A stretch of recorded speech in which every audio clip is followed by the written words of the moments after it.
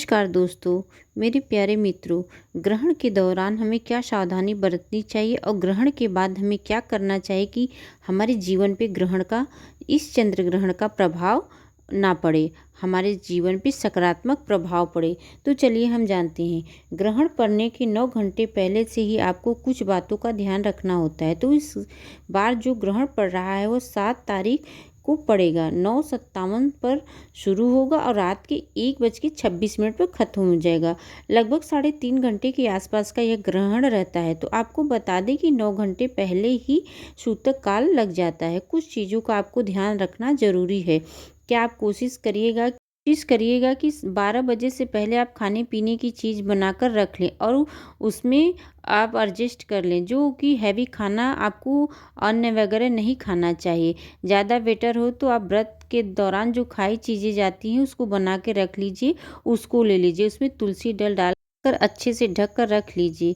और हैवी खाना आपको अवॉइड करना है, अन्न वगैरह को नहीं खाना है। जहाँ तक हो सके आप नहीं खाएं तो अच्छा रहता है।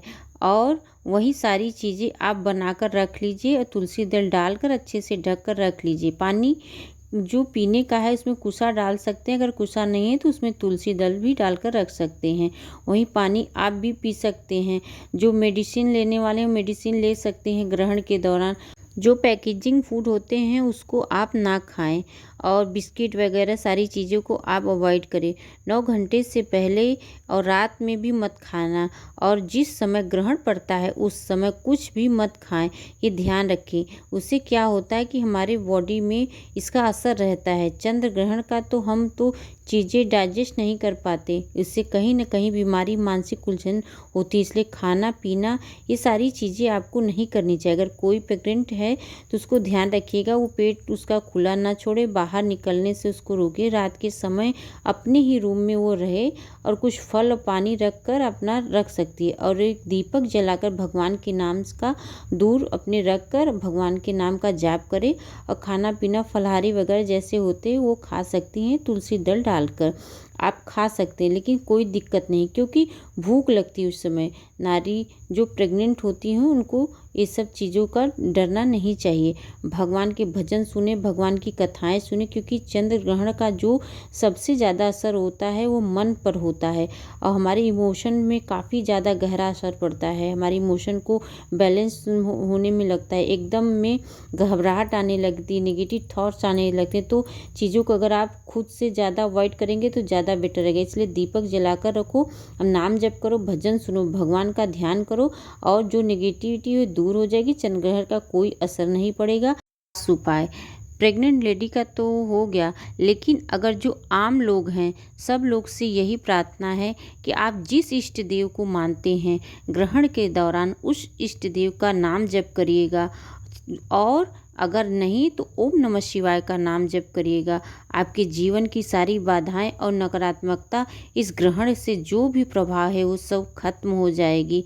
अब ग्रहण के बाद हमें क्या करना चाहिए, आइए जानते। ग्रहण खत्म हो जाएगा 1/26 पे, तो आपको अगले दिन 8 तारीख को क्या करना है, सुबह उठ के जब आप नहाओ तो अपने नहाने के पानी में थोड़ा सा गंगा जल या सेंधा नमक डाल लेना और पानी से स्नान करना। उसके बाद आप अपने घर की साफ़ सफाई डेली की से ज़्यादा करना, डीप क्लींजिंग करके अच्छे से पोछा झाड़ू करके और चीज़ों की साफ़ सफाई कर लेना, उन्हें भी पोंछ लेना, आपको पोंछना है।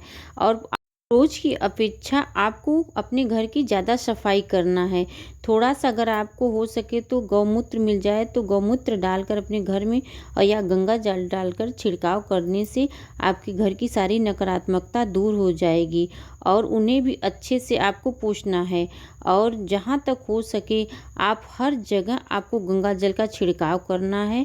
अगर गंगा जल नहीं है तो गौमूत्र एडजस्ट कर लीजिएगा। जब साफ़ सफाई कंप्लीट हो जाए, अपने मंदिर की भी सफाई करके गंगा जल का छिड़काव करें। उसके बाद आप हवन की थोड़ी सी सामग्री ले लें, इसमें लौंग डाल लें, कपूर डाल लें, और गुलबान होता है, जो लोबान ये सब होता है, सब डाल के अपने घर के चारों तरफ उसका धुआं कर दें। अपने पूरे घर में धुआं घर के हर कोने कोने में दिखाना है। तो देखिए कहीं न कहीं ऐसा होता है, कितना भी बचाव कर लो कुछ न कुछ इफ़ेक्ट तो रह ही जाता है ग्रहण का। तो आज हम आपको ये चीज़ें करने को, तो आपको घर की क्लींजिंग हो जाएगी, आपके घर में पॉजिटिव आएगी। कभी-कभी हम सब कुछ जानते हुए भी हम अच्छा फ़ील नहीं करते, हमें जैसे नेगेटिव फ़ील होता है, मतलब अच्छा नहीं लगता, अजीब-सा लगता है, समझ नहीं आता है कि क्या हो रहा है। तो वो नेगेटिव एनर्जी आपके घर से दूर हो जाएगी, अगर आप इन चीज़ों से अपने घर के कोने-कोने में धुआँ कर देते हैं। करते समय आप अपने इष्ट देव का नाम जाप करते हुए चारों तरफ धुआं करें। फिर देखिए आपके जीवन में और आपके घर में कैसे ही पॉजिटिव सकारात्मक परिणाम देखने को मिलेंगे और ग्रहण का कोई प्रभाव आपके जीवन में नहीं दिखेगा। अब चलते हैं ग्रहण के दौरान हमें क्या दान करना चाहिए और किसकी पूजा करनी चाहिए और ग्रहण के बाद क्या करना। 7 सितंबर 2025 की रात 9:58 पर चंद्र ग्रहण लग रहा है और यह देर रात 1:26 तक चलेगा। चंद्र ग्रहण का नेगेटिव प्रभाव अमूमन 15 दिनों तक रहता है, लेकिन इसका असर 30 दिनों तक देखने को मिलता है। तो नेगेटिव प्रभाव को आपके ऊपर ना पड़े तो हमें क्या सरल उपाय करें, सबसे पहले आपको हम बताते हैं। आप चंद्र ग्रहण वाले दिन से शुरू करके अगले 15 दिनों तक आप प्रतिदिन भगवान शिव के मंदिर जाकर भोलेनाथ को जल में थोड़ा सा दूध मिलाकर उनका अभिषेक करिए और पूरे शिव परिवार का बढ़िया से पूजा करिए, अभिषेक करिए। इसके बाद जल में गंगा जल डालकर भोलेनाथ की प्रार्थना करके चंद्र ग्रहण का नेगेटिव प्रभाव आपके ऊपर ना पड़े और 108 बार आप ओम नमः शिवाय के मंत्रों का जाप करिए या रुद्राक्ष की माला से करिए। देखिए चंद्र ग्रहण का नेगेटिव असर आपके जीवन में नहीं पड़े। चंद्र ग्रहण के बाद दान क्या करना चाहिए? चंद्र ग्रहण से मिलेगा आपको शुभ फल। देखिए चंद्र ग्रहण से डरने की आवश्यकता नहीं है। आपको चंद्र ग्रहण समाप्त होने के बाद देखिए आपको स्नान कर लेना है और सुबह आपको घर के पास जो भी मंदिर हो आप स्नान करके वहाँ चले जाइए। मंदिर में जाकर भगवान शिव की पूजा करें, आराधना करें और शिव परिवार का जल अभिषेक करें। फिर दूध से अभिषेक करें, फिर दही से अभिषेक करें और शहद से अभिषेक करें।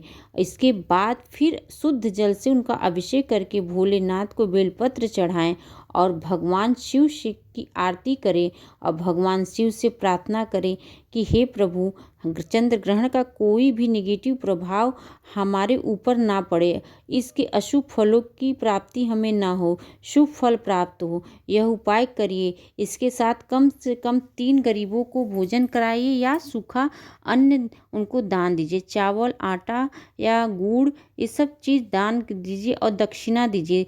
आने वाले चंद्र ग्रहण का जो प्रभाव है आपके ऊपर से इसका असर खत्म हो जाएगा, आपको पॉजिटिव रिजल्ट देखने को मिलेगा, आपको शुभ फलों की प्राप्ति होगी।